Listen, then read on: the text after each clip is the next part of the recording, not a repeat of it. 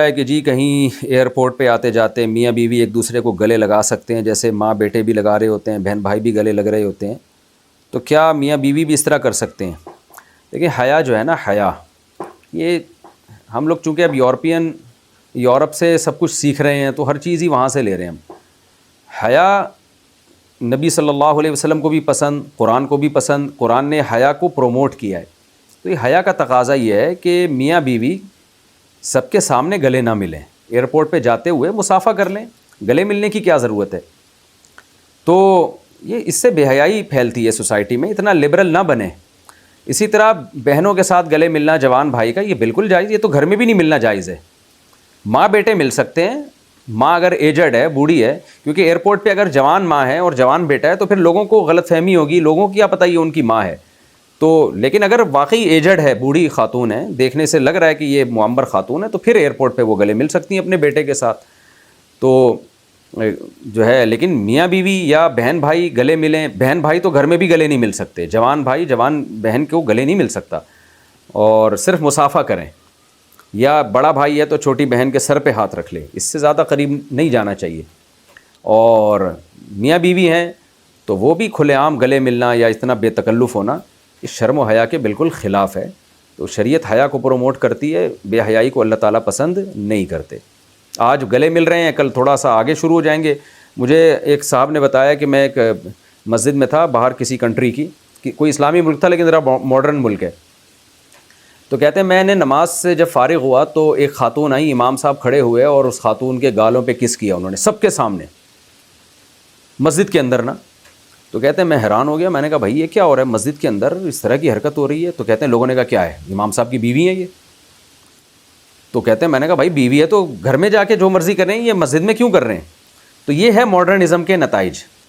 آج ایئرپورٹ پہ لوگ بیوی کے ساتھ گلے مل رہے ہیں کہ جی ہماری وائف ہے، آپ کو کیا تکلیف ہو رہی ہے؟ تو بھائی آپ کی وائف ہے تو کل کسنگ بھی شروع ہوگی، اور پھر جو ہو رہا ہے بےہودگی، اور پھر یہ مسجدوں تک بھی جائیں گی۔ تو اتنا ماڈرنزم، اتنا لبرل پنا یہ پھیلتا چلا جائے گا، اور پھر وہی حشر ہوگا جو یورپ امریکہ کا ہوا ہے۔ تو اس لیے میاں بیوی میں اللہ نے پردہ نہیں رکھا، لیکن بند کمرے کے اندر، اور کھلے عام ان کو ریزرو ہونا چاہیے، اس طرح بے تکلف نہیں ہونا چاہیے جس طرح سے آج کل ہونا شروع ہو گئے ہیں۔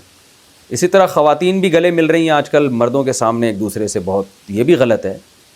تو مردوں کے سامنے بے شک خواتین آپس میں مل رہی ہیں، لیکن مردوں کی موجودگی میں یہ حرکت کرنا یہ بہت بڑی بے حیائی ہے اور حیا کے بالکل خلاف ہے۔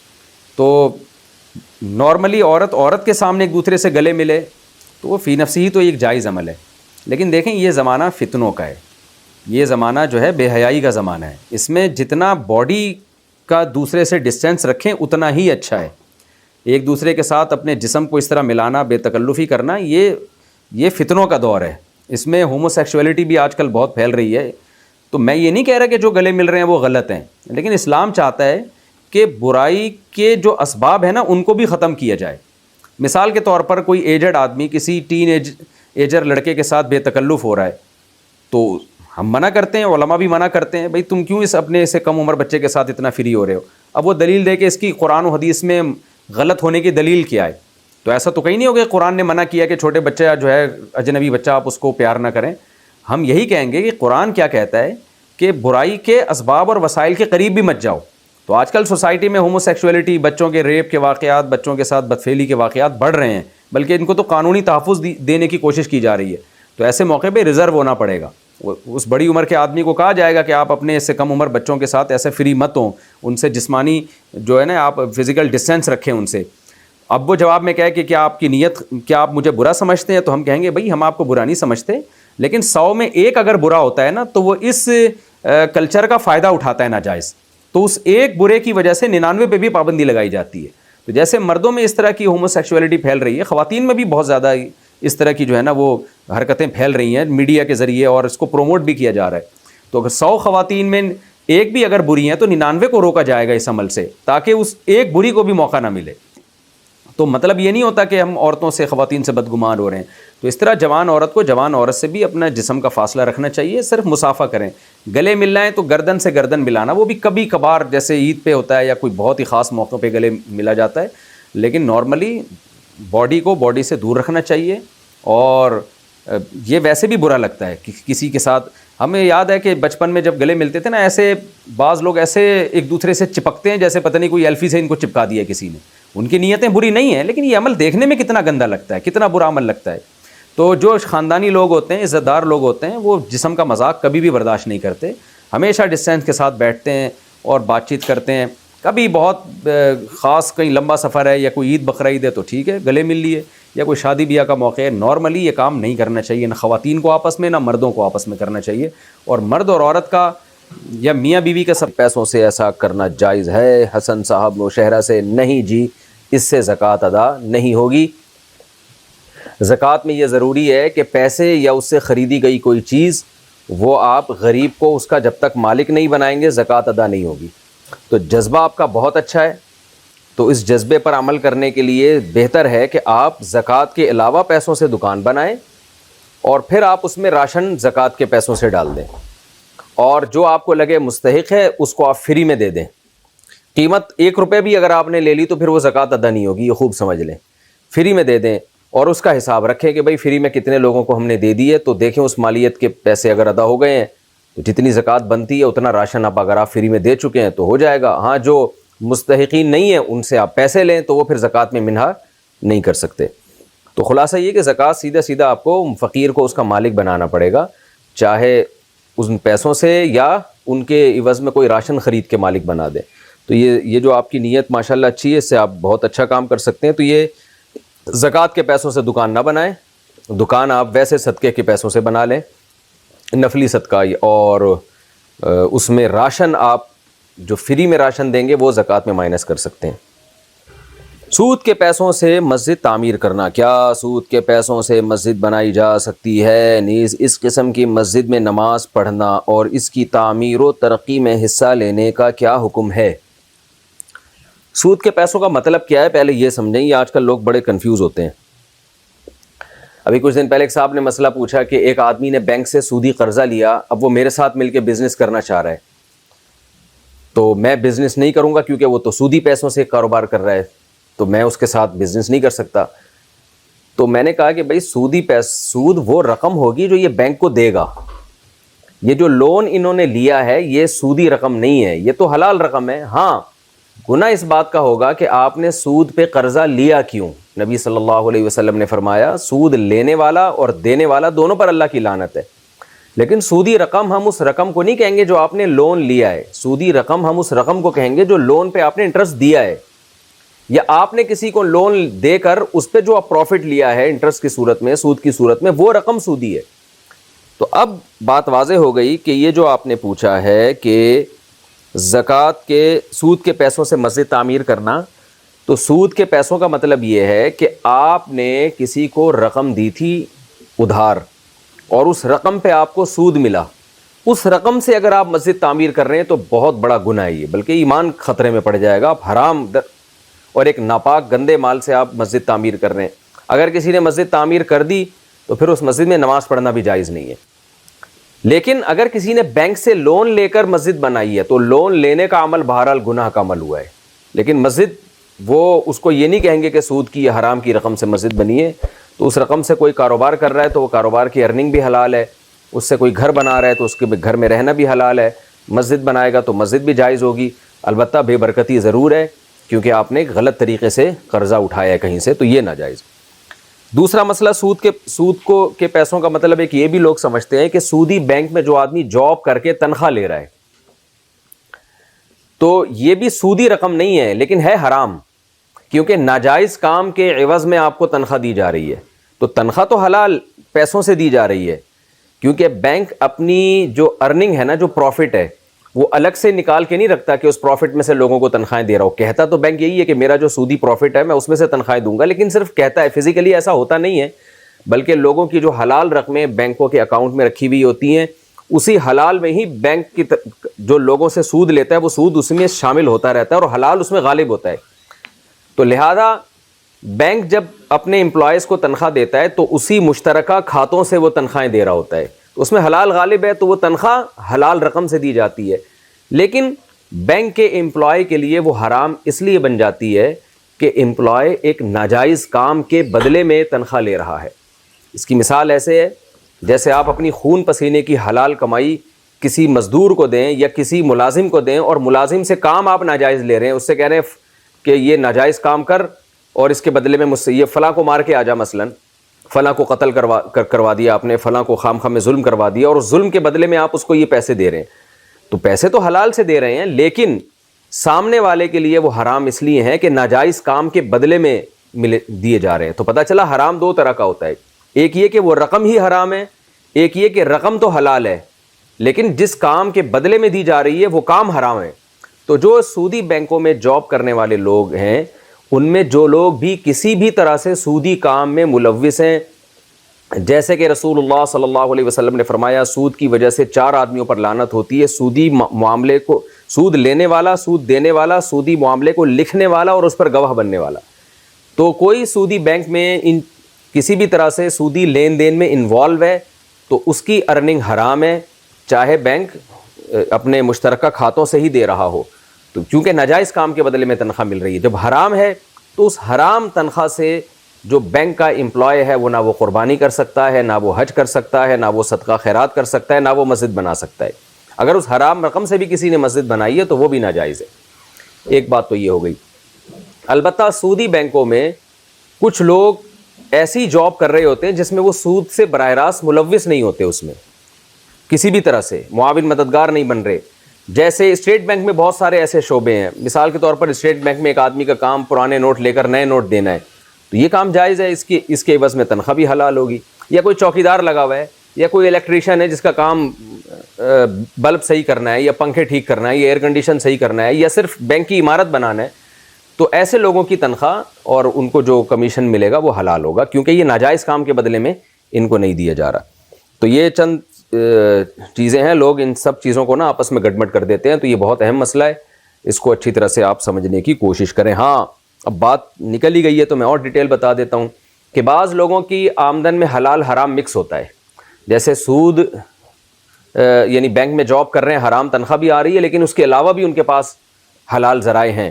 تو پھر اس میں شریعت یہ دیکھتی ہے کہ زیادہ کیا ہے. اگر حلال زیادہ ہے تو تھرڈ پرسن کے لیے پورے پر حلال کا حکم لگایا جائے گا, یعنی تھرڈ پرسن کے لیے اس کے سے کھانا پینا یہ سب جائز ہوگا, اس لیے کہ ہم یہی سمجھیں گے بھئی حلال زیادہ ہے تو غالب یہ ہے کہ حلال سے کھلا رہا ہے. اور اگر حرام زیادہ ہے تو تھرڈ پرسن کے لیے یہ سمجھا جائے گا کہ یہ حرام سے کر رہا ہے. تو اگر اس کی آمدن حلال زیادہ ہے تو پھر مسجد میں اگر وہ چندہ دیتا ہے تو ٹھیک ہے, اور اگر حرام زیادہ ہے تو پھر مسجد میں چندہ اس سے نہ لیا جائے. دوسری بات یہ کہ جس کے بارے میں پہلے سے پتہ چل جائے کہ اس کی آمدن میں حرام زیادہ ہے, خود سے پتہ چل جائے, اس سے تو چندہ لینا مسجد کا جائز نہیں ہے, نہ مسجد بنوانا جائز ہے. لیکن جس کے بارے میں پتہ نہ ہو تو پھر شریعت نے ہمیں تجسس کا حکم نہیں دیا کہ ایک آدمی آپ کے پاس کوئی گفٹ لے کے آتا ہے, آپ اس سے پوچھتے ہیں کیا کماتے ہو بھائی, پہلے اپنی آمدن بتاؤ. تو یہ تجسس ہے, غیر ضروری تفتیش ہے. اب ہمو ما ابہم اللہ, جس چیز پہ اللہ نے پردہ ڈالا ہے تو اس میں ہمیں پردہ ڈالنے کا حکم ہے. تو پہلے سے پتہ چل جائے تو احکام الگ ہیں, جب تک نہیں پتہ چلا تو پھر شریعت میں یہی ہے کہ حلال ہی سمجھا جائے گا. لہذا وہ مسجد میں چندہ دے رہا ہے, مدرسے میں, یا کسی غریب کو کھانا کھلا رہا ہے, یا ویسے کسی کو گفٹ دے رہا ہے, تو جب تک آپ کو نہیں پتہ ہے تو اس کو حلال ہی سمجھا جائے گا اور اس میں تفتیش نہیں کی جائے گی اس سے. آن لائن کلاس میں گھر والوں کے سامنے سزا دینا. میری ایک چھوٹی بہن ہے, وہ عالمہ کا کورس کر رہی ہے اور آج کل آن لائن کلاسز ہو رہی ہیں. اگر کسی لڑکی کو سبق یاد نہیں ہوتا تو استانی اسے سزا میں اٹھک بیٹھک کراتی ہے, جبکہ پڑھنے والیوں میں بڑی عمر کی لڑکیاں بھی ہوتی ہیں, کچھ کی شادیاں بھی ہو چکی ہوتی ہیں, کچھ کی اولاد بھی ہوتی ہے. تو اس طرح گھر میں بیٹھ کر سب کے سامنے اٹھک بیٹھک کرنا کیسا ہوگا؟ مہرین صاحبہ انڈیا سے. اب جو خواتین شادی شدہ ہیں یا بچوں کی ماں بن چکی ہیں, ان کے لیے تو ایک غیر اخلاقی حرکت ہے کہ ان کو سارے گھر والوں کے سامنے استانی صاحبہ اٹھک بیٹھک کروا رہی ہیں. بہرحال اگر استانی کروا رہی ہیں تو استاذ کے احترام کا تقاضا یہ ہے کہ شاگرد بحث نہ کرے اور 2-4 دفعہ اٹھک بیٹھک جو وہ کروا رہی ہیں کر لے. لیکن چونکہ بہت سارے ٹیچر پڑھا رہے ہیں آن لائن, ویسے میں ان کو ایک مشورے کے طور پہ کہہ سکتا ہوں کہ بھائی آپ, یعنی حدیث میں آتا ہے نا انزل الناس منازلہم, لوگوں کے ساتھ ان کے مرتبے کے لحاظ سے. چھوٹی بچیاں ہیں وہ تو چلو ٹھیک ہے, لیکن ایک میچور خواتین ہیں, میرڈ ہیں, عزت شادی کے بعد ایک مرد کی بھی عزت بڑھ جاتی ہے, ایک عورت کی بھی عزت بڑھ جاتی ہے, اور اولاد ہونے کے بعد تو اور زیادہ. تو وہ اچھا, یعنی میں تو تصور کر رہا ہوں نا تھوڑی دیر کے لیے کہ بچوں کے سامنے ماں اٹھک بیٹھک کر رہی ہے تو بچوں پہ کیا گزرے گی, ایک عجیب سا لگتا ہے. تو ماں کو تو چاہیے کہ کر لے, بچوں کو استاذ کا احترام سکھا دے, لیکن ٹیچر کو بہرحال یہ چاہیے کہ وہ جب شاگرد بڑے ہو جائیں اور ایک میچور ہو جائیں تو ان کو اس طرح کی سزائیں نہ دے جن میں ان کی بے عزتی ہو، بلکہ یہ سزا تو لوگوں کے سامنے کیا، لوگوں کے بغیر بھی نہیں دینی چاہیے، یعنی تنہائی میں بھی نہیں دینی چاہیے نا، ویسے سمجھا دیا جائے، ڈانٹ دیا جائے، تھوڑا سا شرم دلا دی جائے۔ چھوٹے بچے ہیں وہ تو خوشی خوشی اٹھک بیٹھک کر لیتے ہیں، تو ان کے لیے الگ حکام ہیں، جب میچور ہو جائے، میرڈ ہو جائے، بچے ہو جائیں تو پھر تھوڑا خیال کرنا چاہیے۔ اور ویسے بھی آپ دیکھیں کہ جو اگر دین پڑھا رہے ہیں آن لائن کلاسز میں، تو دین تو عزت سکھاتا بھی ہے نا، تو ان کو ایسا ایٹیٹیوڈ کرنا کہ وہ بجائے اخلاق سیکھنے کے بد اخلاق بن جائیں اس طرح کی، تو یہ تھوڑا سا اس لحاظ سے بھی غلط ہے۔ ظالم شوہر کی اسلام میں کیا وعید ہے؟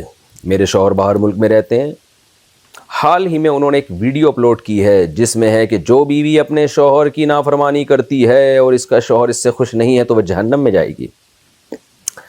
میرا سوال یہ ہے کہ اگر ایک بیوی اپنے شوہر کو خوش کرنے کے لیے ہر ممکن کوشش کرتی ہو لیکن وہ خوشی نہیں ہوتا، اور بیوی کی چھوٹی سے چھوٹی غلطی پر بھی اسے سزا دیتا ہو، اس کی عزت نفس کی دھجیاں اڑاتا ہو، اس کو بات بات پر ڈانٹتا ٹوکتا ہے، اس کو اذیت دیتا ہے، تو ایسے شوہر کے بارے میں ہمارا دین کیا کہتا ہے؟ اسلام آباد سے خاتون نے پوچھا، میں ان کا نام نہیں بتا رہا، ان کے میاں سمجھ جائیں گے، میری بیگم پوچھ رہی ہے، ہر جگہ اپنا نام نہ شو کر دیا کریں۔ یہ لگ رہا ہے میاں بیوی آپس میں ایک دوسرے سے ٹھنی ہوئی ہیں ان کی، اور میاں اپنے حقوق اپلوڈ کر رہا ہے اور بیگم صاحب اپنے حقوق اپلوڈ کر رہی ہیں، پھر دونوں اپلوڈنگ کر کے ویڈیو میں ایک دوسرے سے لڑنے کا خطرہ لگ رہا ہے مجھے۔ یہ دیکھیں، بہرحال آپ نے سوال پوچھا ہے تو دونوں کے حقوق ہیں، قرآن کی صاف آیت ہے وَلَهُنَّ مِثْلُ الَّذِي عَلَيْهِنَّ بِالْمَعْرُوفِ، سورہ بقرہ کی آیتیں، کہ عورت کے حق کے لیے جو اللہ نے شوہر پہ ذمہ داری ڈالی ہے اس کی بھی اللہ کہتے ہیں اتنی ہی ویلیو ہے جتنی اللہ نے مرد کے حق کے لیے عورت پر ذمہ داری ڈالی ہے۔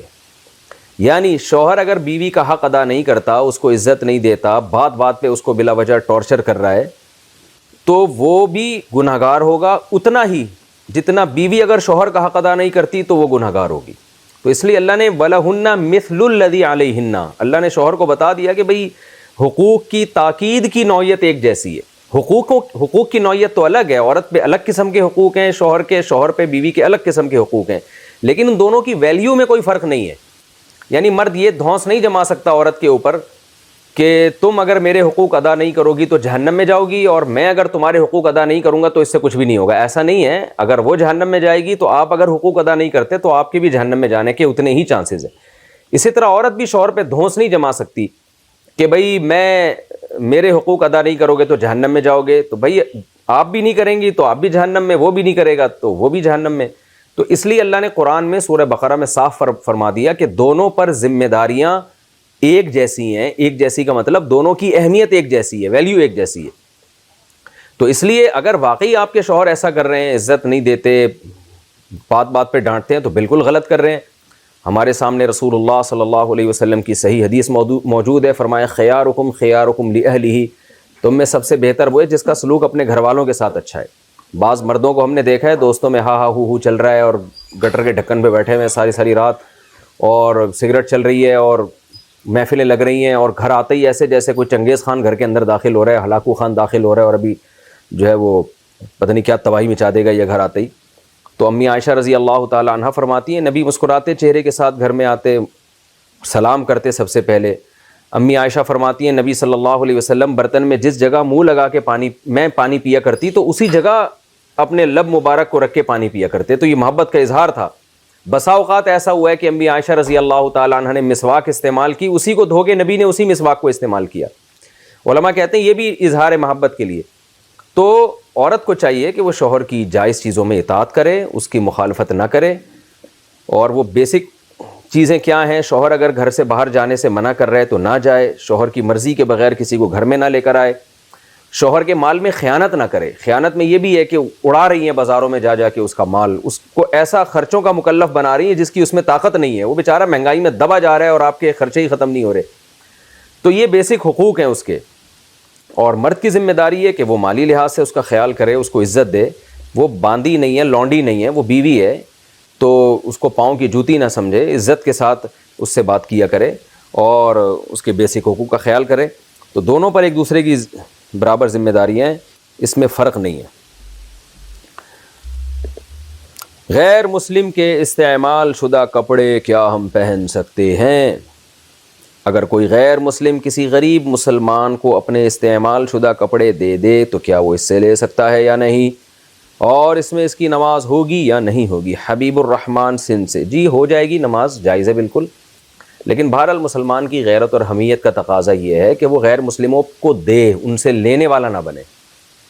تو کیونکہ ظاہر ہے غیر مسلم کے دل میں پھر یہ خیال آئے گا کہ یہ مسلمان ہے، دیکھو میرے کپڑے پہن کے گھوم رہا ہے، تو خیال آ سکتا ہے۔ تو اس لیے مسلمانوں کو چاہیے کہ اگر ان کو واقعی ضرورت ہو تو مسلمان سے وہ صدقہ لیں، غیر مسلم سے ایوائڈ کریں۔ ہاں جب دینے کی باری آئی تو پھر غیر مسلم پہ بڑھ چڑھ کے خرچ کریں۔ تو جیسے کہ اللہ اس کے رسول صلی اللہ علیہ وسلم کی تعلیمات ہیں کہ انسانیت پہ خرچ کرنے کا حکم ہے، اس میں مسلم اور غیر مسلم کا فرق نہیں رکھا اللہ نے، تو جائز ہے بہرحال، لیکن بہتر یہی ہے کہ آپ خرچ کرنے والے بنیں۔ چرائی گئی چیزوں کو استعمال کرنے کا حکم۔ 3-4 سال پہلے میں اپنے والدین کے پیسے چوری کیا کرتا تھا اور ان سے چیزیں خرید کر ان کو استعمال کیا کرتا تھا، اور یہ موبائل فون بھی انہی کے پیسوں کا ہے۔ لا حول ولا قوت الا باللہ، جس سے مسئلہ پوچھنا ہے موبائل بھی انہی کا ہے۔ لیکن اب میں توبہ کر چکا ہوں اور توبہ کے بعد میں نے کچھ نہیں چرایا، اب اس کے بارے میں کیا حکم ہے؟ شکر ہے نام نہیں لکھا انہوں نے۔ بھائی دیکھیں، پہلی بات تو اللہ آپ کے اس عمل کو قبول فرمائے کہ آپ نے پکی سچی توبہ کر لی، کھلے عام ایک اظہار کر دیا کہ آپ کو ندامت ہے۔ باقی یہ کہ والدین سے چرایا ہے تو والدین کو بتا دیں، ابو امی کو، کہ بھائی مجھ سے غلطی ہوئی تھی، میں نے ایسا لیا تھا اور معاف کر دیں۔ تو والدین کا دل تو بہت بڑا ہوتا ہے، وہ تو اور الٹا خرچ کرتے ہیں، تو وہ انشاءاللہ معاف کر دیں گے اور وہ نہیں مطالبہ کریں گے آپ سے۔ لیکن اگر وہ نہیں کرتے معاف اور کہتے ہیں نہیں ہمیں پیسے واپس لوٹاؤ، تو پھر یہ دیکھا جائے گا کہ اگر وہ آپ کا ضروری نان نفقہ بہرحال پورا کرتے رہے ہیں تو پھر جو اضافی چیزیں آپ نے لی ہیں وہ پھر آپ کو لوٹانی پڑیں گی۔ یکمشت نہیں لوٹا سکتے تو قسطوں میں تھوڑے تھوڑے کر کے، جب اللہ آپ کو کمانے کی توفیق دے، جاب لگ جائے آپ کی، تو تھوڑے تھوڑے کر کے الگ سے لوٹا دیں۔ اور موبائل بھی ایسے ہی ہے کہ ان کو بتا دیں، اس کے پیسے دے دیں، نہیں ہے تو پھر موبائل ان کو واپس کر دیں۔ لیکن والدین امید ہے انشاءاللہ ایسا کریں گے نہیں، جب آپ ان کو بتائیں گے نا کہ بھئی مجھ سے غلطی ہوئی تھی اور میں نے پکی توبہ کر لی ہے، تو وہ امید ہے انشاءاللہ وہ معاف کر دیں گے، اور یہ سب تکلف کی آپ کو ضرورت نہیں رہے گی، مگر آئندہ بہرحال یہ حرکت ہرگز نہ کریں۔ بچوں کو دیے گئے پیسے والدین استعمال کر سکتے ہیں۔ مہمان حضرات بچوں کو پیسے دے کر جائیں تو کیا والدین اسے استعمال کر سکتے ہیں یا پھر بچوں پر خرچ کرنا ضروری ہے؟ نابالغ بچے کو جو بھی ہدیہ ملتا ہے، اصول یہ ہے، ضابطہ یہ ہے کہ وہ نابالغ کا ہے، اس کو کوئی بھی استعمال نہیں کر سکتا، حتیٰ کہ نابالغ بچے کی اجازت سے بھی استعمال نہیں ہو سکتا۔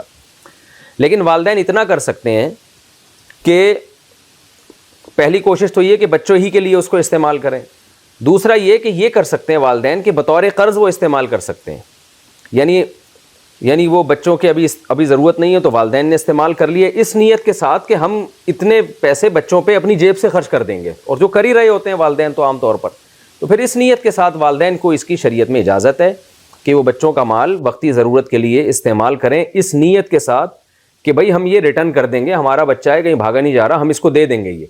اور ظاہر ہے والدین تو دے کیا دیں گے، وہ تو اس سے زیادہ اس بچے کو پھر لوٹا دیتے ہیں، تو اس نیت کے ساتھ یہ ٹھیک ہے۔ لیکن پراپرٹی وغیرہ میں اگر کوئی بچے کے پاس پراپرٹی ملی ہے، اس کو کوئی ایسی قیمتی چیز ملی ہے، تو پھر اس میں آپ خود سے یہ فیصلہ نہ کریں۔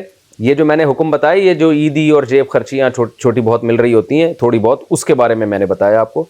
بڑی کوئی پراپرٹی ہو تو پھر قریبی دارالفتہ سے دوبارہ آپ سوال لکھ کے دوبارہ رجوع کریں کہ پراپرٹی بیچنے کی ضرورت کیا پیش آ رہی ہے، اور اس کے حکام تھوڑے جدا ہیں، مقصد یہ ہے۔ بیماری کے لیے گدھی کے دودھ کا استعمال، کیا گدھی کا دودھ بچے کی بیماری میں پلا سکتے ہیں یا نہیں؟ محمد قاسم یو پی سے۔ یہ بہت زیادہ سوال پوچھا جاتا ہے، اور گدھی کا دودھ بہت زیادہ بیماریوں میں استعمال بھی کیا جاتا ہے۔ تو مسئلہ یہ ہے کہ گدھا جیسے حرام ہے تو ایسے ہی گدھی بھی حرام ہے، اور اس کا دودھ بھی حرام ہے، حرام جانوروں کا دودھ بھی حرام ہوتا ہے، تو وہ استعمال کرنا جائز نہیں ہے، بیماری میں بھی جائز نہیں ہے گدھی کا دودھ استعمال کرنا۔ البتہ کوئی ایسا بیمار ہو کہ ماہر ڈاکٹر اور ماہر طبیب یہ کہیں کہ آپ کی اس بیماری کا علاج گدھی کے دودھ کے علاوہ کسی اور چیز میں ہے ہی نہیں، تو پھر مجبوری میں اس دودھ کا استعمال علاج کی خاطر جائز ہو جائے گا۔ تو جب تک ایسا نہ ہو اس وقت تک علاج کے طور پہ بھی استعمال جائز نہیں ہے۔ ہاں مجبوری ہو کہ اس کے علاوہ کسی اور چیز سے علاج ممکن ہی نہیں ہے، پھر گنجائش ہے۔ گھر والوں کے ڈر سے اسلام چھپانا۔ میں نے اسلام قبول کیا ہے اور میں پچھلے 5 سالوں سے اپنے گھر والوں سے چھپ کر عبادت کر رہی ہوں۔ میرے گھر والے اسلام کے خلاف ہیں۔ آپ میری شرعی اور قانونی اعتبار سے رہنمائی فرمائیں کہ مجھے بعد میں پریشانی نہ ہو۔ ایک خاتون انڈیا میں بلکہ پوری دنیا میں خواتین میں اسلام قبول کرنے کا ریشو مردوں سے زیادہ ہے، اور جو لڑکیاں اسلام قبول کرتی ہیں ان کو تقریباً سب کو یہ پرابلم ہوتی ہے کہ گھر والے نہیں چھوڑیں گے، اور یہ کامن ایک مسئلہ ہے۔ اس پر میں نے کلپ بھی ریکارڈ کروایا ہے، اس بیان میں انشاءاللہ وہ کلپ بھی اپلوڈ ہو جائے گا الگ سے، کہ جو لوگ چھپ کے اسلام قبول کرتے ہیں وہ کیا، ان پہ شرعی احکام کیا ہیں، تو پوری ڈیٹیل سے وہ کلپ انشاءاللہ اسی ہفتے میں اپلوڈ ہو جائے گا۔ آپ وہ کلپ لازمی سنیں، وہ میرے دوسرے چینل پہ اپلوڈ ہوگا، مفتی طارق مسعود اسپیچز۔ یہ تو آس مفتی طارق مسعود ہے نا، 2 چینل ہے میرے، ایک دوسرا ہے مفتی طارق مسعود اسپیچز۔ اس میں خاص طور پر غیر مسلم لڑکے اور لڑکیوں کے لیے کہ جن کو جان کا خطرہ ہے یا ٹارچر کرنے کا خطرہ ہے، تو وہ چھپ کے اسلام، یعنی اسلام کو کیسے چھپا سکتے ہیں وہ، تو انشاءاللہ وہ کلپ اسی ہفتے اپلوڈ ہو جائے گا۔ اس میں پوری ڈیٹیل سے میں نے بیان کیا ہے، وہ ضرور سنیں اور آگے اس کو پھیلائیں بھی، کہ اس میں وہ کیسے نماز پڑھیں گے اور کیسے وہ شرعی احکام ان پہ کیا لاگو ہوتے ہیں۔ بہت ڈیٹیل سے میں نے اس پر بیان کیا ہے، اور بیان کی وجہ بھی یہی تھی کہ بہت ساری لوگوں کی کالز آتی ہیں اور بہت سارے واقعات میں اپنی آنکھوں سے دیکھ رہا ہوں، تو اس میں بہت پرابلمس ہوتی ہیں ان لڑکیوں کے لیے۔ لڑکوں کے لیے کم ہوتی ہیں، لڑکیوں کے لیے زیادہ ہوتی ہیں، تو بیچاری کمزور ہوتی ہیں۔ پھر بعض فراڈی مسلمان مل جاتے ہیں ان کو، جو نکاح کے نام پہ جھانسا دیتے ہیں ان کو پتہ ہے کہ خاندان نے تو چھوڑ دیا، تو وہ بیچاریوں کو یہ نہیں پتہ چل رہا ہوتا ہے کہ یہ بندہ 1 نمبر ہے 2 نمبر ہے، تو وہ مسلمان فراڈی ہوتا ہے، وہ ان کی زندگی اور داؤ پہ لگا دیتا ہے۔ تو اس کے لیے کیا کرنا چاہیے، اس پہ ایک کلپ میں نے اپلوڈ کیا ہے۔ البتہ قانونی لحاظ سے تو بات واضح ہے، آپ انڈیا میں ہیں، انڈیا کی عدالت میں جائیں، عدالت سپورٹ کرے گی، کیونکہ انڈیا میں تو ایک سیکولرزم ہے اور وہاں کھلی اجازت ہے کہ بھئی جو بھی اپنا مذہب کوئی بھی مذہب رکھنا چاہے تو اس کو یعنی لیگل ہے یہ، تو امید ہے انشاءاللہ انڈیا کی عدالت آپ کو سپورٹ کرے گی۔ اور ورنہ وہاں آپ دارالعلوم دیوبند سے بھی رابطہ کر سکتی ہیں، اور یہ جو بہار میں، صوبہ بہار میں بھی ایک ادارہ ہے، اس وقت اس کا نام میرے ذہن سے نکل گیا، مشہور ادارہ ہے، آپ انٹرنیٹ پہ سرچ کریں یا دارالعلوم دیوبند سے کسی طرح آپ رابطہ کریں انٹرنیٹ کے ذریعے، وہ بھی آپ کو بتا دیں گے کہ قانونی طریقے سے آپ کو کیسے سپورٹ مل سکتی ہے۔ باقی جو لوگ پاکستان میں اسلام قبول کرتے ہیں ان کو خطرہ ہے، وہ بنوری ٹاؤن سے رابطہ کریں، بنوری ٹاؤن والے سرٹیفکیٹ دیتے ہیں اور مدد بھی کرتے ہیں۔ میں نے سنا ہے کہ عدالتی کارروائی کیسے کی جائے اور کیسے ان کو سپورٹ کی جائے۔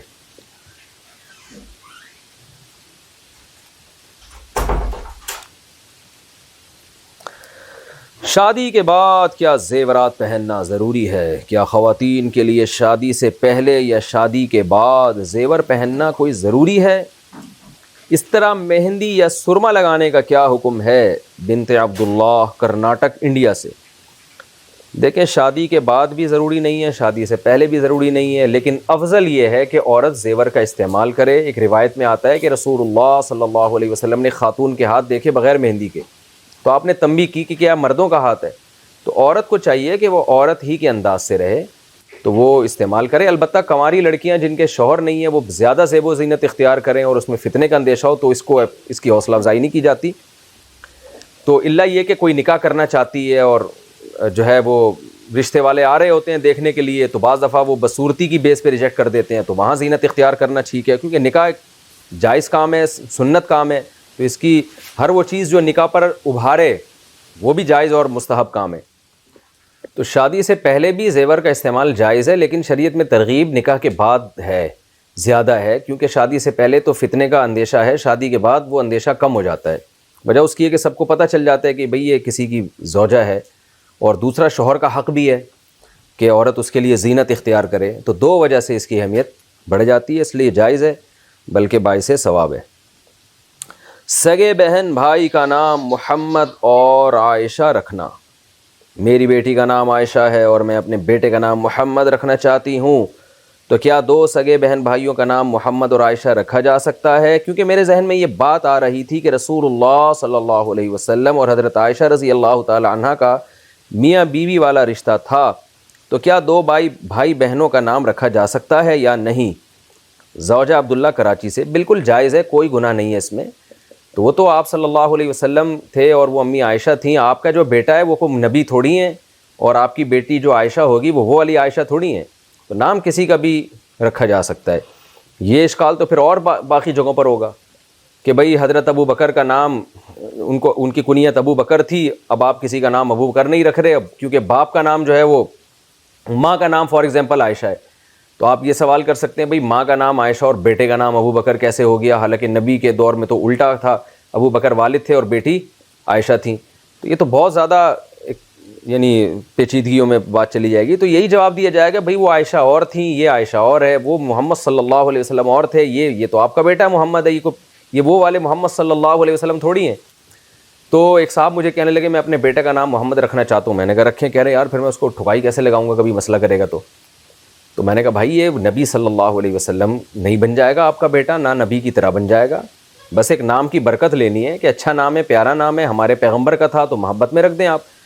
تو یہ تو پھر اشکال اس پر ہوگا کہ بچے کا نام داؤد رکھ دیا تو اب اس کی طرف پاؤں نہیں کر سکتے کہ داؤد علیہ السلام کی بے ادبی نہ ہو جائے، تو یہ غیر ضروری یعنی تکلف ہے اور حد سے بڑا ہوا ادب ہے جو شریعت کے مزاج کے خلاف ہے، تو یہ نہیں سوچیں۔ ناپاکی کی حالت میں سورہ اخلاص کی تسبیح پڑھنا، کیا ناپاکی کی حالت میں تسبیح پر اخلاص، سورہ اخلاص، استغفار، درود شریف اور ربنا آتینا دعا پڑھ سکتے ہیں؟ اسما صاحبہ دہلی سے۔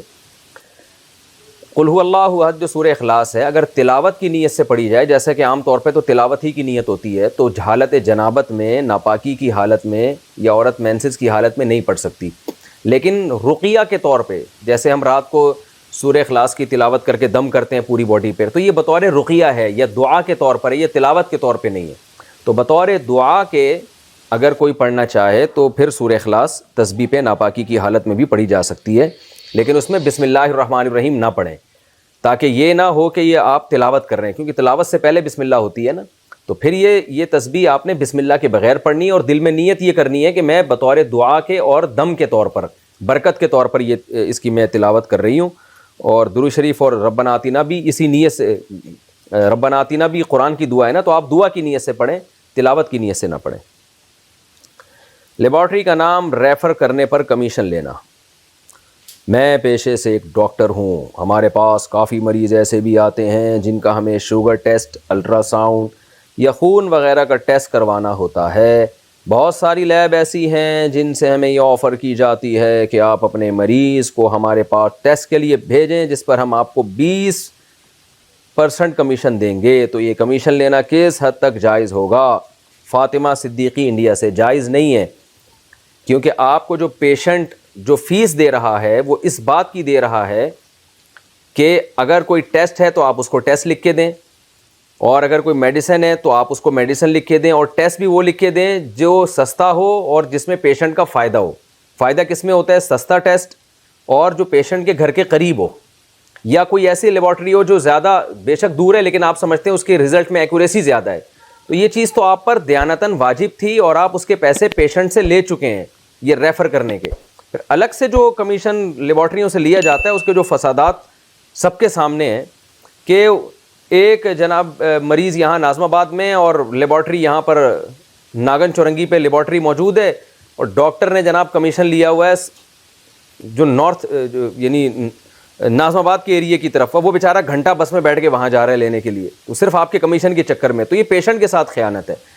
اور بعض دفعہ یہ ہوتا ہے کہ ایک لیبارٹری سستی ہے اور اس کا رزلٹ بھی اچھا ہے، ایکوریسی اس میں زیادہ ہے، لیکن آپ صرف اپنے کمیشن کے چکر میں کہیں اور پیشنٹ کو بھیج رہے ہوتے ہو، تو یہ سارا سیٹ اپ ہی غلط ہے۔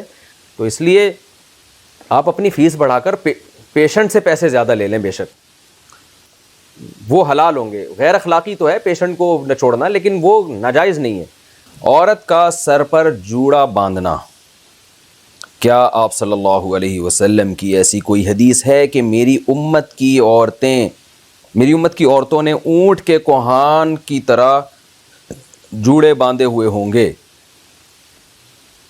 تو کیا عورت کے لیے جوڑا باندھنا جائز ہے؟ اگر گھر میں غیر محرم نہ ہوں تو کیا اس صورت میں باندھ سکتی ہے؟ نیز اس حالت میں نماز ہو جاتی ہے یا نہیں؟ امت اللہ صاحبہ انڈیا سے۔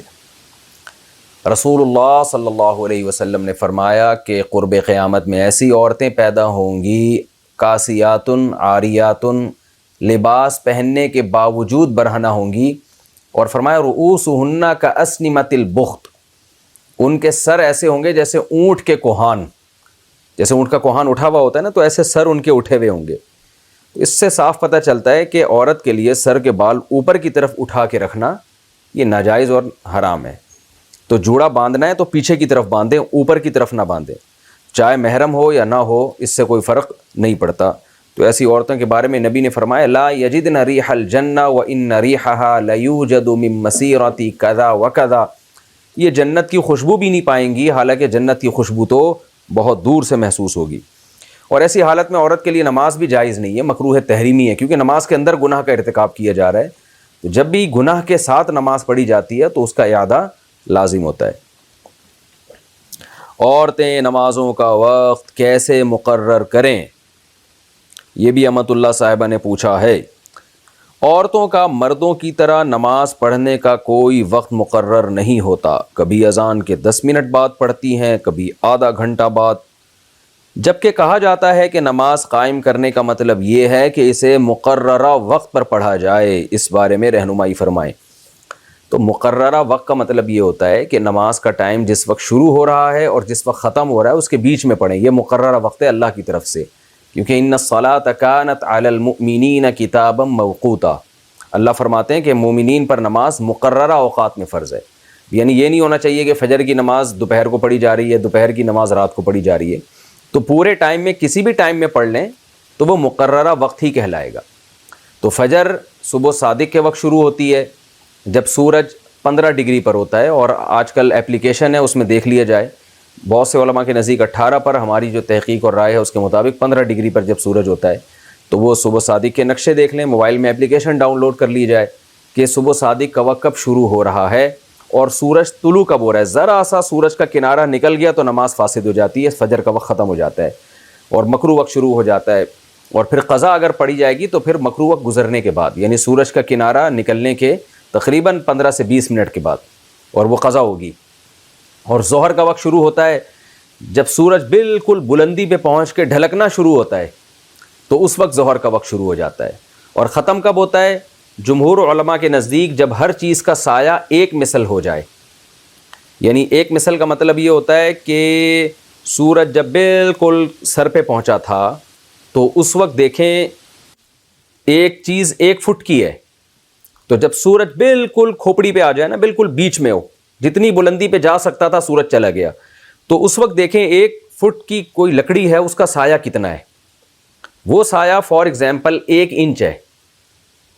تو اب سورج جب ڈھلکے گا تو یہ 1 انچ والا سایہ مزید کم نہیں ہوگا بلکہ بڑھے گا اور یہ پھیلتا چلا جائے گا۔ تو جب 1 فٹ کی چیز کا سایہ 2 فٹ ہو جائے اور 1 انچ تو یہ زوال والا سایہ ہے نا، جب سورج بالکل کھوپڑی پر تھا، تو یہ 2 فٹ 1 انچ جب کسی بھی چیز کا سایہ ہو جائے گا تو بالاتفاق عصر کی نماز کا وقت شروع ہو جائے گا۔ اور جمہور علماء کے نزدیک 1 فٹ اور 1 انچ جب ہو جائے گا تو عصر کا وقت شروع ہو جائے گا، جس کو مثل اول کہتے ہیں۔ امام شافعی کے نزدیک ذرا جلدی وقت شروع ہو جاتا ہے، ابو حنیفہ رحمہ اللہ کے نزدیک ذرا دیر سے۔ تو یہ دونوں کے بیچ کا جو وقت ہے یہ ظہر کا وقت ہے، اور جب ہر چیز کا سایہ ایک مثل ہو جائے تو جب تک سورج غروب نہیں ہو جاتا عصر کا وقت قائم رہتا ہے، لیکن غروب آفتاب سے کم 20 منٹ پہلے عصر کی نماز پڑھنا فرض ہے، اتنی تاخیر کرنا بہرحال حرام اور ناجائز ہے۔ تو یہ عصر کا وقت ہے۔ مغرب کا وقت شروع ہوتا ہے سورج غروب ہوتے ہی، اس وقت تک رہتا ہے جب تک مغرب کی طرف سرخ روشنی ختم نہیں ہو جاتی، جس کو شفق احمر کہا جاتا ہے۔ تو جب تک یہ سرخ روشنی باقی ہے تو جمہور علماء کے نزدیک اور صحیح قول کے مطابق اس وقت تک مغرب کا وقت باقی رہتا ہے۔ جیسے ہی وہ سرخ روشنی غائب ہو جائے عشاء کا وقت شروع ہو جائے گا اور وہ صبح صادق تک رہتا ہے۔ تو یہ تو وہ وقت ہے کہ اس کے اندر اگر نماز پڑھ لی جائے تو نماز قضا نہیں ہوتی، چاہے مرد پڑھے یا عورت پڑھے۔ باقی افضل وقت کیا ہے؟ تو مردوں کے لیے تو بھائی یہ مسجد میں جا کے جماعت سے نماز پڑھیں، ان کو تو یہ ٹینشن نہیں ہے کہ افضل وقت کیا ہے، بھائی جماعت سے پڑھنا افضل ہے، آپ کی مسجد میں جس وقت نماز ہو رہی ہے آپ جا کے پڑھ لیں۔ لیکن خواتین چونکہ مسجدوں میں نہیں آتیں، جماعت سے نماز نہیں پڑھتیں، اور ان کے لیے افضل بھی گھر کی چار دیواری ہی ہے، تو ان کو چاہیے کہ ہر نماز اول وقت میں پڑھیں، اس میں زیادہ ثواب ہے۔ جیسے صبح صادق ہوتے ہی فجر پڑھ لیں، یہ زیادہ ثواب ہے۔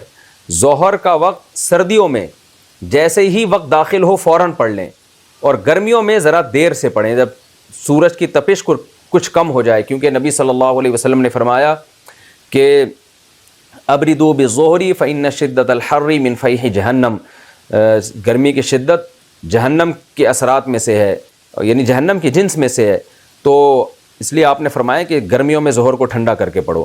تو گرمیوں میں افضل یہ ہے کہ ظہر تھوڑی سی تاخیر سے پڑھی جائے، جب تپش تھوڑی کم ہو جائے سورج کی۔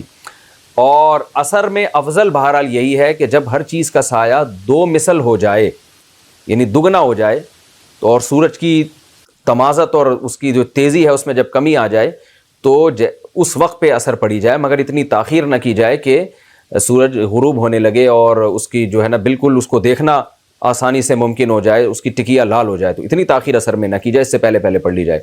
مغرب میں افضل یہی ہے کہ سورج غروب ہوتے ہی فوراً مغرب پڑھی جائے، اس میں تاخیر کرنا مکروہ ہے، ناپسندیدہ ہے۔ اور عشاء میں افضل یہ ہے کہ 1/3 رات تک اس کو مؤخر کیا جائے۔ آپ دیکھ لیں عشاء کا ٹائم جتنے بجے شروع ہوتا ہے اور صبح صادق کا ٹائم ہے کتنے گھنٹے بنتے ہیں، ان کو 3 حصوں میں ڈیوائڈ کر لیں، تو پہلا ثلث، پہلا تہائی جب ختم ہوگا، جیسے 9 گھنٹے کی رات ہے تو عشاء کا وقت داخل ہوتے ہی 3 گھنٹے بعد عشاء پڑھنا یہ سب سے افضل وقت ہے۔ تو خواتین اگر اس پر عمل کریں تو زیادہ اچھا ہے، لیکن اس میں یہ ہو کہ سستی نہ ہو جائے، پھر نیند آنے لگی اور پتہ چلا نماز ہی گول ہو جائے، تو ایسا خطرہ اگر ہے تو پھر اول وقت میں پڑھ لی جائے، اور آدھی رات سے پہلے پہلے پڑھ لی جائے تو بھی جائز ہے۔ آدھی رات سے زیادہ تاخیر کرنا یہ عشاء میں یہ مکروہ اور ناپسندیدہ ہے۔ تو اس طرح خواتین نماز پڑھ سکتی ہیں، اور ٹائم نمازوں کے آج کل موبائل میں اپلیکیشن ہیں اور نقشے ملتے ہیں، وہ ڈاؤن لوڈ کیے جا سکتے ہیں، گھروں میں دیوار پہ لگائے جا سکتے ہیں۔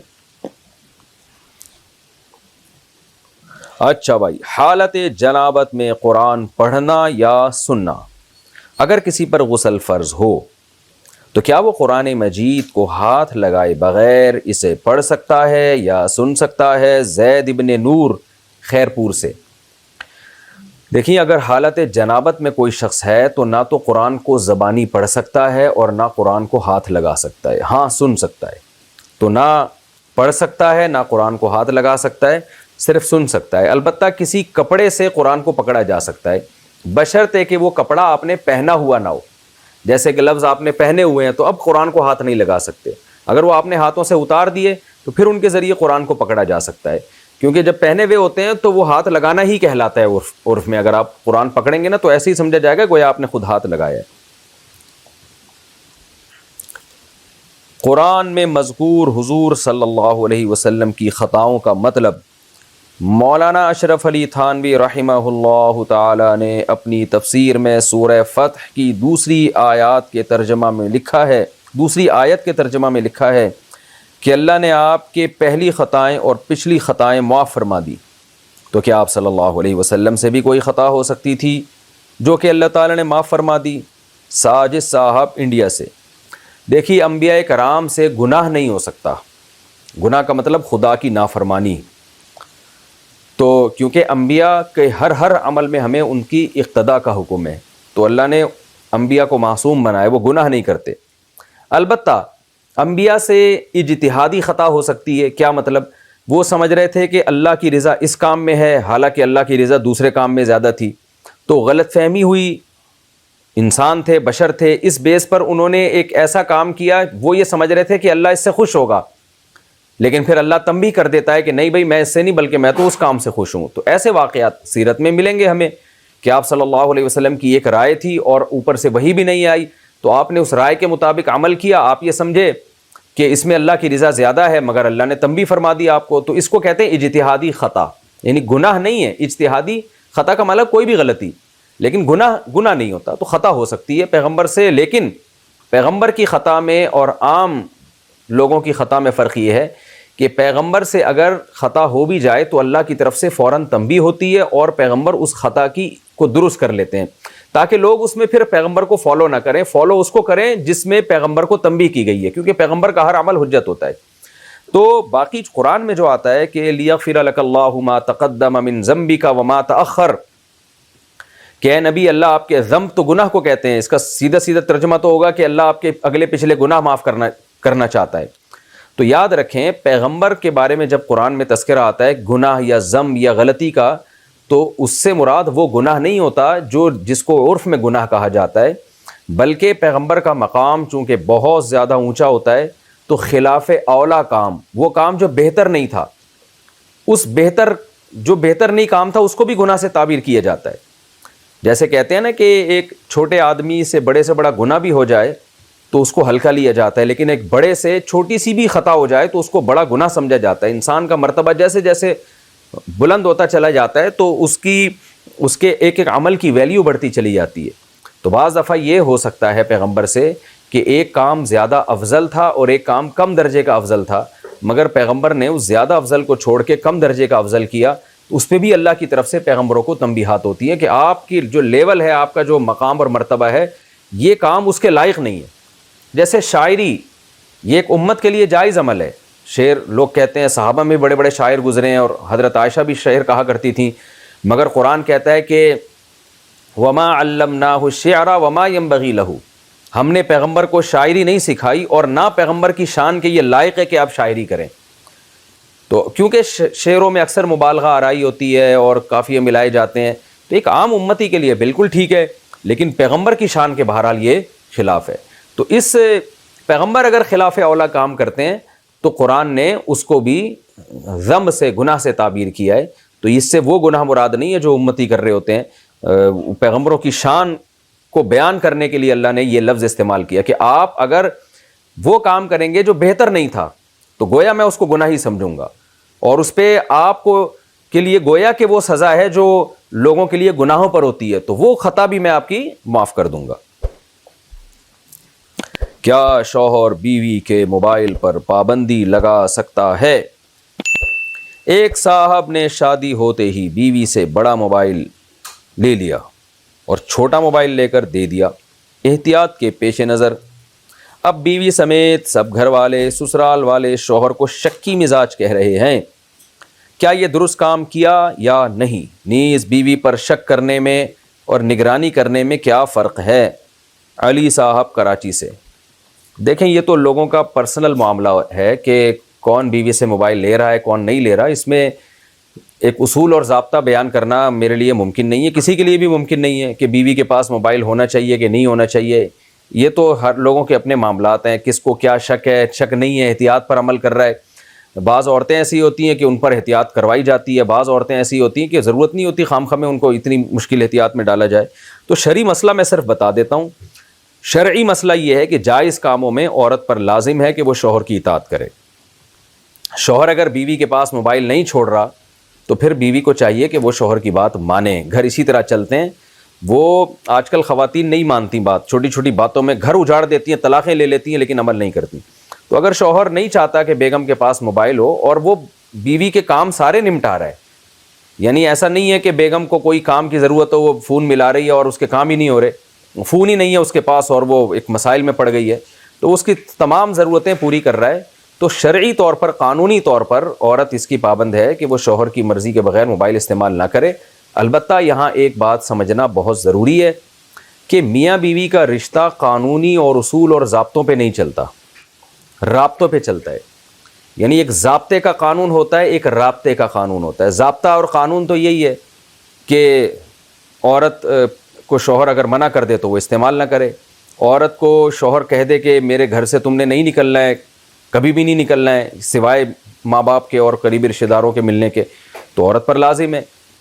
اسی طرح کچھ پابندیاں ایسی ہیں جو عورت پہ لازم نہیں ہیں، وہ شوہر کو منع کر سکتی ہے ان معاملات میں۔ مثال کے طور پر کوئی مالدار گھرانے کی عورت ہے جس کے گھر میں نوکر چاکر کام کرتے ہیں، تو شوہر اگر بیوی کو کہہ دے کہ تم چائے بنا کے لے آؤ تو وہ منع کر سکتی ہے، بھائی میرے گھر میں تو ہم نے گھر میں کبھی کام کاج نہیں کیا، ہمارے گھر میں تو خادم ہوتے تھے، میں کیوں چائے بنا کے پلاؤں؟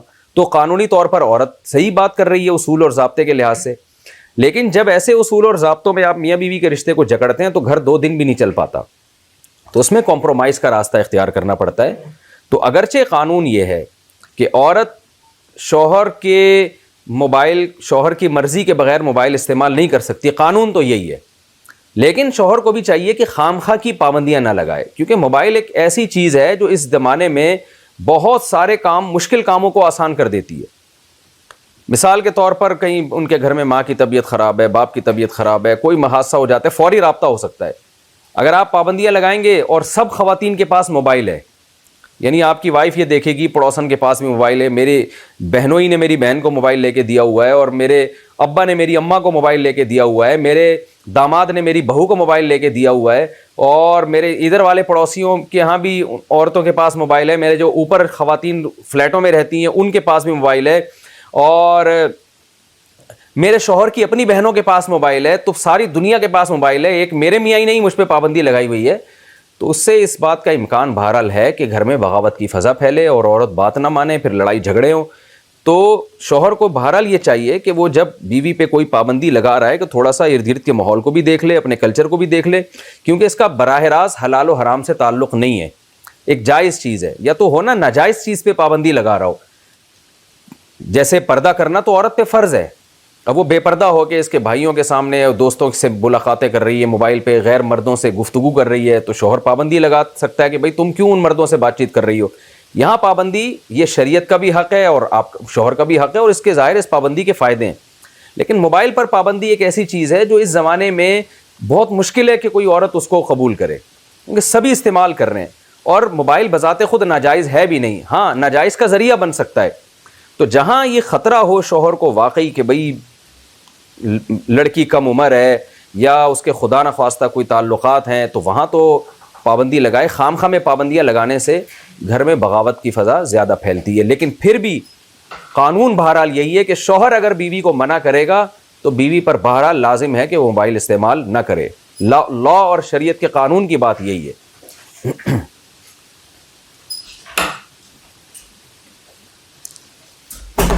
عورت کا شوہر کے اسپم اور ڈونر ایگ کے ساتھ بچے پیدا کرنا، یہ بڑا عجیب سا مسئلہ ہے، لیکن لوگ بہت زیادہ پوچھتے ہیں، تھوڑا حیا کے خلاف ہے، بہت زیادہ پوچھا جاتا ہے.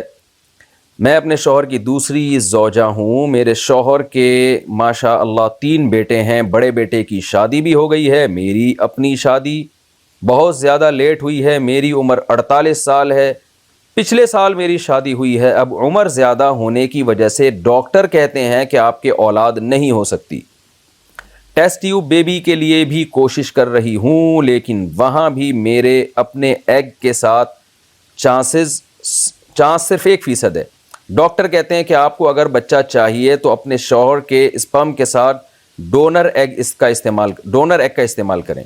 تو کیا یہ کام کر سکتے ہیں کہ میرے شوہر کا اسپرم ہو اور کوئی اور ڈونر ایگ استعمال کر لیں؟ کیونکہ بچے کے بغیر مجھے اپنی زندگی کا کوئی مقصد سمجھ نہیں آتا. UK سے کسی خاتون نے پوچھا ہے، یہ ان کا نام میں جان کر نہیں لے رہا. دیکھیں یہ عمل بالکل حرام ہے.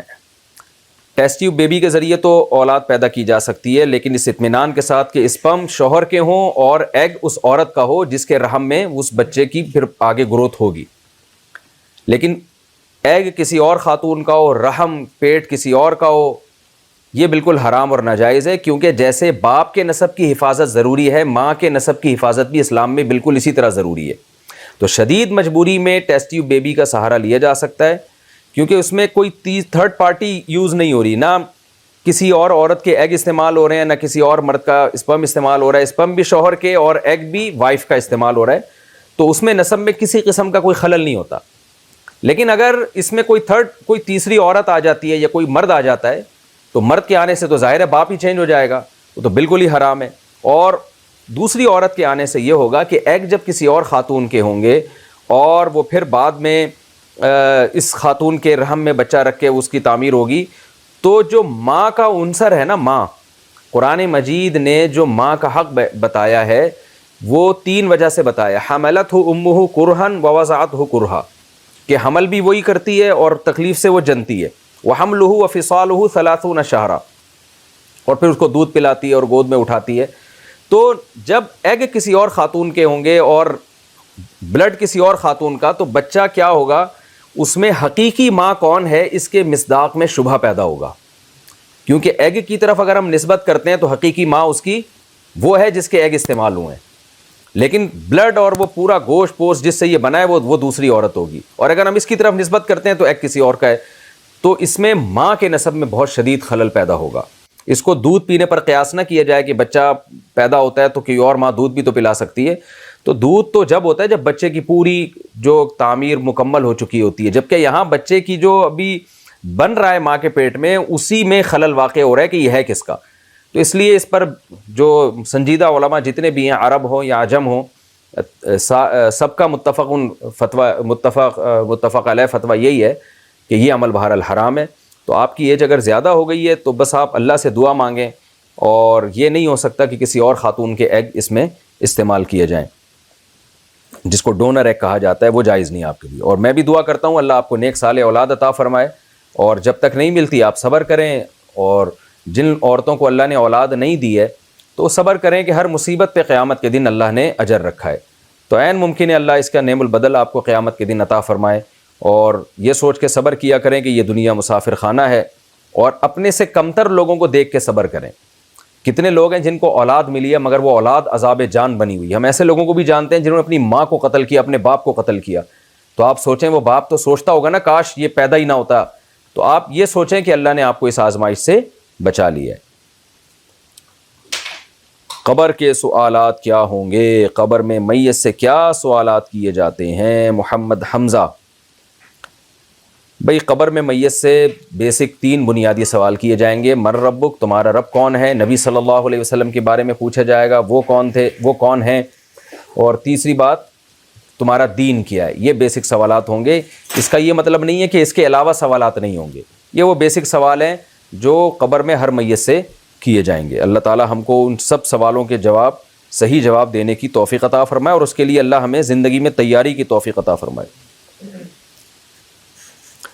میت کو قبر میں رکھنے کا طریقہ، میت کو قبر میں کس طرح رکھا جائے؟ رئیس احمد، میت کو قبر میں اتارنے کا طریقہ بہتر سنت کے قریب یہ طریقہ ہے حناف کے نزدیک کہ قبر جب آپ تیار کریں نا تو میت کو کروٹ کے بل لٹایا جائے گا، اور اس کے پورا رخ قبلے کی طرف ہوگا، تو جس رخ پہ میت کو لٹایا جاتا ہے قبر میں کروٹ کے بل، اسی رخ سے میت کو قبر میں اتارا جائے، یعنی پاؤں کی طرف سے یا سر کی طرف سے نہیں، بلکہ میت کو یعنی قبر اس طرف ہو تو میت قبلے کی طرف ہو، اور اسی طرح میت کو پورا قبر میں اسی طرح یعنی پاؤں کی طرف یا سر کی طرف سے نہیں، بلکہ اگر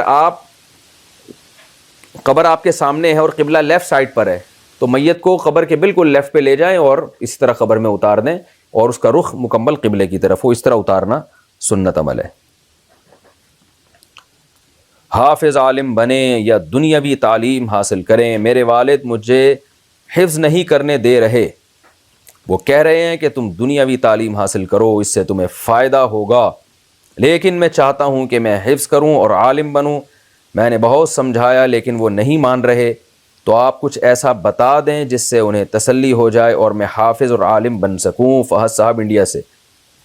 فہد صاحب اگر آپ کی ایج بہت زیادہ ہو گئی ہے تو بعض دفعہ ایج انسان کی اتنی ہو جاتی ہے کہ اس میں اگر وہ 8 سال علم دین حاصل کرے پھر عالم بنے تو وہ کام کرنے کا ٹائم نکل چکا ہوتا ہے۔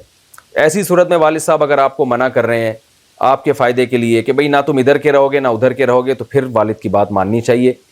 یا والد کے آپ اکلوتے ہیں اور گھر میں معاش کا مسئلہ ہے، والد کو یہ خطرہ ہے کہ اگر آپ نے علم دین حاصل کرنے کے لیے لگ گئے تو گھر میں اور کوئی جوان میرا کمانے والا بچے گا ہی نہیں، تو میں کیا کروں گا پھر، تو ایسی صورت میں بھی آپ والد کی بات مانیں۔ اور اگر یہ دونوں باتیں نہیں ہیں، یعنی گھر میں کوئی دوسرا کمانے والا موجود بھی ہے، نیز آپ ابھی اتنی عمر نہیں ہے آپ کی، یعنی زیادہ عمر نہیں ہوئی ہے بلکہ وہی عمر ہے جس میں عام طور پر علم دین حاصل کیا جاتا ہے، تو پھر اس صورت میں آپ پر والد کی اطاعت فرض نہیں ہے، کیونکہ انسان نے کیا پڑھنا ہے، کاروبار کرنا ہے، پیسے کمانے ہیں، یا عالم دین بننا ہے، یا اس نے ڈاکٹر بننا ہے، انجینئر بننا ہے، پائلٹ بننا ہے، ان تمام چیزوں میں والدین کی اطاعت اس طور پہ لازم نہیں ہے کہ والدین اپنی رائے 100% اولاد پر مسلط کر لیں۔ جیسے کوئی اگر کمانے کے لیے تجارت کرنا چاہے، ابا کہہ رہے ہیں نہیں ملازمت کرو، تو ٹھیک ہے، ابا کی رائے کو فالو کرنا اچھی بات ہے، ثواب ملے گا، لیکن یہ کوئی لازمی حکم نہیں ہے، کیونکہ انسان ان چیزوں میں آزاد ہے۔ تو جو یعنی بعض چیزیں ایسی ہوتی ہیں جو انسان کا بنیادی حق ہوتی ہیں۔ آپ تجارت کے لیے جانا چاہتے ہیں، سفر کرنا چاہتے ہیں، لندن جانا چاہ رہے ہیں فار ایگزامپل، آپ کو پتہ ہے بھائی وہاں جا کے میں اچھی تجارت کر سکتا ہوں، یا امریکہ جانا چاہتے ہیں، ابا کہہ رہے ہیں نہیں جی انڈا موڑ پہ ہی بیٹھ کے تم بزنس کرو، یہیں بیٹھ کے تم گولے گنڈے کا کاروبار کرو۔ تو یہ ایسی چیزیں ہیں جس میں باپ زبردستی نہیں کر سکتا۔ فقہاء نے اس کی تصریح کی ہے بھائی یہ اس کا حق ہے، بچہ تجارت بھی کر سکتا ہے، ہاں ایسے سفر کرنا کہ ابا کو بھول جائیں، ابا کے بنیادی حقوق ضائع کرنے لگیں، یہ حرام ہے، ناجائز ہے۔ تو جب ایک تجارت ایک مباح کام